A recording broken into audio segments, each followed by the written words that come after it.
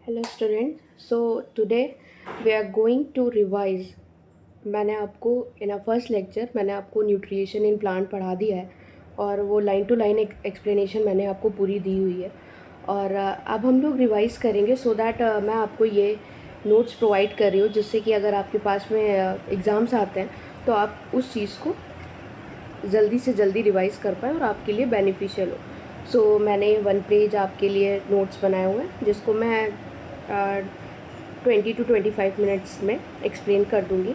And one thing more, I am add in this one nutrition in plants. So nutrition in plants में जो भी आपके NCERT bags में जितने भी questions, fill in the blanks, matching और question answer जो भी दिया हुआ है, मैंने आपको उसके आंसर्स यहाँ पे प्रोवाइड कर दिया। तो आप पीछे के एक्सरसाइज यहाँ से आप जो भी है आप रिवाइज कर सकते हो, आप प्रैक्टिस कर सकते हो, और जो चीज़ें आपको कॉन्सेप्चुअल की ज़रूरत है वो मैं आपको यहाँ पे प्रोवाइड कर रही हूँ। और मैंने line to line NCERT explanation भी डाल रखा है मेरे यूट्यूब ही चैनल पे, जो कि आपको bio girl study with me पे मिल जाएगा। Okay, so we are going to start and please like, subscribe and share and support। और अगर आपको कोई भी प्रॉब्लम आ रही है और आपको कुछ भी लग रहा है, सो आप मेरे कमेंट सेक्शन में लिख सकते हो, मैं उसको सही करने की कोशिश करूँगी। सो नाउ अब हम पढ़ते हैं न्यूट्रिएशन इन प्लांट्स। न्यूट्रिएशन इन प्लांट्स की अगर हम बात करते हैं, यहाँ पे मैं बहुत ज़्यादा डिटेल एक्सप्लेनेशन नहीं दूँगी, मैं बहुत प्रिसाइज सा रिवाइज कराऊंगी। Nutrition is the process of taking food and using it of growth, energy and repair of the body. Nutrition एक ऐसा प्रोसेस है, taking food and using it for the growth, energy and repair of the body. Nutrition से हम खाना खाते हैं जो कि हमें ग्रोथ प्रोवाइड करती है, एनर्जी प्रोवाइड करती है और हमारे बॉडी को रिपेयर करती है। तो न्यूट्रिएशन ये है। और अगर आप ये डिफिनीशन अपने एग्ज़ाम में लिखना चाहें तो लिख सकते हैं। It's very easy also to the learn and it's also very you can write also in exam. Then हमारे जो न्यूट्रिएशन होते हैं उसके हमारे 2 टाइप्स होते हैं, जैसा कि मैंने आपको पहले लेक्चर में पढ़ा रखा है, autotrophic and the heterotrophic. Autotrophs and the heterotrophs, this one 2 तरीके के होते हैं, जो कि एक यहाँ पे ऑटोट्रॉफ्स का दिया हुआ है। Autotrophs organism that can make their own food. Autotrophs वो होते हैं जो खुद से खाना बना सकते हैं। Green plant and algae, just like जितने भी प्लांट्स होते हैं जो एल्गी हैं वो सारे खुद से खाना बना सकते हैं। जो खुद से खाना बना सकते हैं वो हमारे क्या होते हैं, ऑटोट्रॉफ्स होते हैं।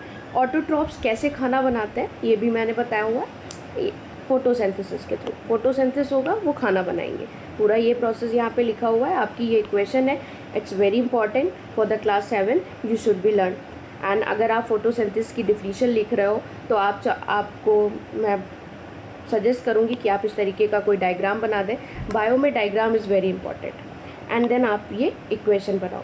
फीचर ऑफ फोटोसिंथेसिस की अगर हम बात करते हैं कि अब आप ये डायग्राम बना सकते हो, फिर आप ये इक्वेशन लिख सकते हो, एंड सम फीचर्स वहाँ पे कुछ पॉइंट्स आप ऐड कर सकते हो जो कि आपको अच्छे मार्क्स दिलाएंगे। और एक चीज़ और मैं सजेस्ट करना चाहूँगी कि आप बायो में जितना डायग्राम और जितना पॉइंट में आंसर लिखेंगे वो उतना ही आपको अच्छा रहेगा। अभी आप छोटे क्लास से ये चीज़ सीख जाओगे तो आपको बड़े में ये और बेनिफिशियल रहेगा। तो इस वजह से मैं सजेस्ट कर रही हूँ कि आप पॉइंट्स में लिखें और विद द डायग्राम लिखें। ओके, सो अगर in a green plant of, obviously photosynthesis उसी में होगी जिसके पास क्लोरोफिल होगा तो वो सनलाइट ले पाएगा और उससे हमारा फोटोसिंथेसिस। तो आपको बेसिकली वही यहाँ पे लिखना है और आपको ड्रॉ करना है, जिससे आपको अच्छे मार्क्स मिलेंगे।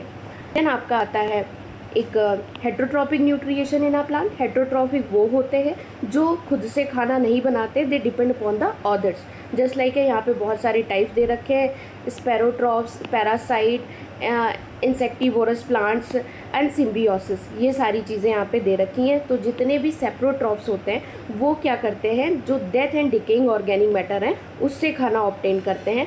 अगर पैरासाइट्स की बात करते हैं, they take food from the living plants and harm the host. ये क्या करते हैं, ये खाने को लिविंग प्लांट से लेते हैं और होस्ट को हार्म करते हैं। इंसेक्टिवोरस प्लांट्स का जो अगर मैं बात करूँ तो सिंपल एज लाइक दैट, एक ऐसा प्लांट होता है वो जो होता है वो इंसेक्ट्स को डाइजेस्ट कर जाता है। वो अपने फ्लैप को खोल के बैठता है और जब उसके अंदर कोई भी इंसेक्ट आता है तो वो उसको क्लोज कर लेता है और उसको डाइजेस्ट कर जाता है। That type of the insectivorous plant. Then आपका आता है सिम्बियोसिस। सिम्बियोसिस का जो एग्जाम्पल है वो leeches and rhizobium. One thing more, bio में आप जितना एग्जाम्पल, जितना diagram and with the point you write in exam, उतने अच्छे आपको मार्क्स मिलेंगे। और आपको ये छोटे पड़ से आपको ये हैबिट डाल लेनी चाहिए। Two the organism living together and both benefit for each other. Symbiosis में क्या होता है कि ऑर्गेनिज्म एक साथ रह रहे हैं और दोनों को बेनिफिट कर रहे हैं, ये सबसे बड़ी चीज़ है। ओके, देन हम ऊपर चलते हैं। Raw material required. अब फोटोसिंथेसिस के लिए कौन सी रॉ मटेरियल रिक्वायर्ड होती है? Sunlight, chlorophyll, carbon dioxide, water. कहाँ से ले रहे हो, कैसे ले रहे हो, सब कुछ एक्सप्लेन कर रखा है। मैंने यहाँ पे आपको शॉर्ट नोट प्रोवाइड किए हैं जिससे आपको पता चले कि न्यूट्रिएशन इन अ प्लांट्स में इंपॉर्टेंट पॉइंट्स क्या हैं और आपको क्या लिखना है और कैसे लिखना है और टू द वर्ड्स में कैसे लिखना है। और मैं आपको पूरी तरीके से ये बता रही हूँ कि आप जो चीज़ें करो, आप पॉइंट्स में लिखो, आप डायग्राम बनाओ, ठीक है। जितना आप बायो को उस तरीके से एलोबरेट करेंगे ना एग्ज़ाम, उतना आपके लिए बेनिफिशियल होगा और छोटे से सीख जाएंगे वो और भी अच्छी चीज़ है। देन आपका आता है स्टोमेटा। स्टोमेटा क्या है? सबसे पहले आपको ये वाला जो ये डायग्राम है वो आपको याद ही रखना है, बहुत इंपॉर्टेंट है, आगे तक का काम आएगा। गार्ड सेल्स, स्टोमेटल पोर्स, ये सारी चीज़ें आपको ये बना के आना है अगर आपसे स्टोमेटा के बारे में पूछा जाता है। Then tiny pores present mainly on the lower surface of the leaves. जो टीनी छोटे छोटे से पॉइंट्स होते हैं वो आपके नीचे, जो नीचे लोअर पार्ट होता है लीव्स के, उसके पे प्रेजेंट होता है। और ये क्या कर रहा होता है? गैसेस को एक्सचेंज करने का वर्क कर रहा होता है। CO2 इन, CO2 को अंदर ले रहा है, O2 को बाहर कर रहा है। तो ये क्या कर रहा है? एक स्टोमेटा की तरह वर्क कर रहा है, ठीक है। जैसे हमारे ह्यूमंस में रेस्पिरेटरी सिस्टम होता है, वैसे ही स्टोमेटा ये प्लांट्स में CO2 को बाहर करना और ऑक्सीजन को, वैसे ही हम ह्यूमंस क्या करते हैं? हम ऑक्सीजन को अंदर लेते हैं और CO2 को बाहर करते हैं। Guard cells control opening and closing the stomata. और जो गार्ड सेल्स होते हैं वो क्या करते हैं? ओपनिंग एंड क्लोजिंग स्टोमेटा का वर्क करते हैं। और ये भी प्रोसेस मैंने आपको उसमें समझाया होगा। Then after that we are going to test for the starch in a leaf. Then अब स्टार्च इन अ लीफ में कैसे टेस्ट करना है ये यहाँ पे प्रोसेस लिखा हुआ है और आपको ये सारी चीज़ें यहाँ पे डिस्कस करने हैं। देन ये जो जितने भी मैंने आंसर्स लिखे हुए हैं ये आपके जो क्वेश्चंस हैं वो NCERT बैक एक्सरसाइज क्वेश्चंस हैं जो कि आपको मैंने टू द वर्ड्स यहाँ पे दिया हुआ है। जैसे why do we organism need to take food, कि ऑर्गेनिज्म के लिए खाना लेना क्यों ज़रूरी है? सिंपल एज लाइक दैट कि उन्हें एनर्जी चाहिए ग्रो करने के लिए, अपने बॉडी को उस रिपेयर करने के लिए जो डैमेज हो गई है, carry out all the life process, और लाइफ प्रोसेस को कैरी आउट करने के लिए। देन दूसरा सबसे इम्पॉर्टेंट जो आपका क्वेश्चन बनता है दैट इज़ क्या डिफरेंस है? अब किस में डिफरेंस पूछ सकता है? स्पैरोफाइट में, देन आपको किसी भी चीज़ में आपका ऑटोट्रॉफिक क्या है, हेटरोट्रॉफिक क्या है, तो आपको ये बहुत इंपॉर्टेंट है और आपको विद द एग्जाम्पल ये सारी चीज़ें याद रखनी है। पैरासाइट क्या है ये आपको, और हरदम डिफ्रेंशिएशन अगर आता है तो आपको टेबुलर फॉर्म में लिखना है, पैरासाइट, स्पैरोफाइट, ये सारी चीज़ें। Why would you test the presence of starch in leaf? आप क्यों जो है वो लीफ में स्टार्च प्रेजेंट है कि नहीं, क्यों आप टेस्ट करते हो और कैसे टेस्ट करते हो? आपका यहाँ पे ये प्रोसेस, ये आपका NCERT बैक में, और आपको ये सारे क्वेश्चन बहुत इंपॉर्टेंट है। क्लास 7 में ज़्यादातर NCERT बैक के क्वेश्चन ही एग्ज़ाम में आते हैं, तो आप इन सारे आंसर्स को एज इट इज़ लिख सकते हैं और आपको अच्छे मार्क्स मिलेंगे। गिन a brief description of photosynthesis. Photosynthesis का ब्रीफ डिस्क्रिप्शन देना है। यहाँ पे आपको डिफिनीशन लिखी हुई है और इक्वेशन लिखी हुई है जो कि मैंने आगे बताया। आप कोशिश करो कि जो भी वहाँ पे जो डायग्राम बना हुआ है आप उसको भी वहाँ पे लिखो, ठीक है। So after that, so that plants are the ultimate source of a food. अब प्लांट जो है वो अल्टीमेट सोर्स ऑफ फूड है, वो आपको बताना है, वो यहाँ पे मैंने आंसर लिखा हुआ है। तो fill in the blanks, fill in the blanks वहाँ पे हैं, आप अपने NCERT में यहाँ से समझें और उसको वहाँ पर अपने NCERT में इन सब चीज़ों को मेंशन करें। देन नेम द फॉलोइंग, आपको यहाँ पे देखिए नेम द फॉलोइंग बोला गया है। आपको लाइन टू लाइन NCERT पढ़ना बहुत इंपॉर्टेंट है, अदरवाइज़ आप ये जो लाइन टू लाइन चीज़ें नेम द फॉलोइंग दे रखा है आप नहीं सॉल्व कर पाओगे। सो फर्स्ट ऑफ ऑल आप पहला लेक्चर देखोगे, देन आपका अगर पास में चीज़ें आती हैं और आपका एग्ज़ाम है तो आप यहाँ से जल्दी जल्दी रिवाइज कर सकते हो। Then tick the correct answer. Tick the correct answer में भी आपको लाइन टू लाइन एनसीईआरटी की इम्पॉर्टेंट है, और ये यहाँ पे 2 सिर्फ दे रखे हैं एनसीईआरटी में, और भी एमसीक्यू मैम बना सकती हैं लाइन से, जो कि आपको एनसीईआरटी से जब आप पढ़ोगे तो आपको क्लियर हो जाएगा। देन आपका आता है ये match the following. Match the following भी आपका उसमें दे रखा है आप अपनी एनसीईआरटी में।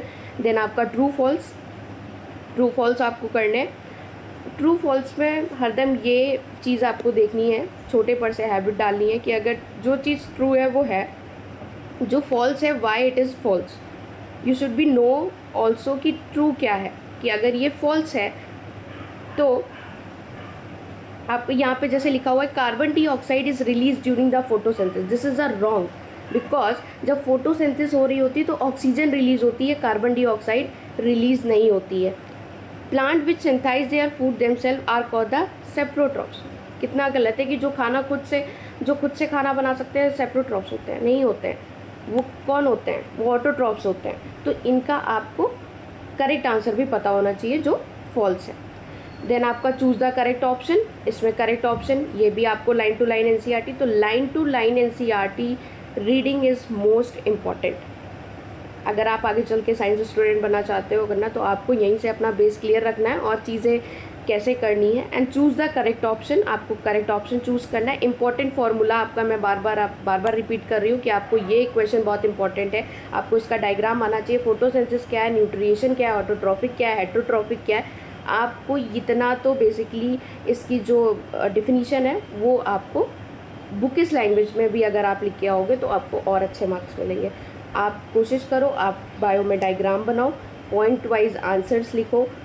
अगर आपके पास टाइम है आप लाइन टू लाइन एनसीईआरटी पढ़िए, बिकॉज जैसे कि अगर बात करते हैं नेम द फॉलोइंग जैसे क्वेश्चंस की और ट्रू फॉल्स की, तो ये आप लाइन टू लाइन ही सॉल्व कर पाएंगे एमसीक्यू जैसे। और उसके बाद अगर आपकी चीज़ें जो भी बच रही हैं कि ये इक्वेशन, ये सारी चीज़ें बहुत इंपॉर्टेंट है।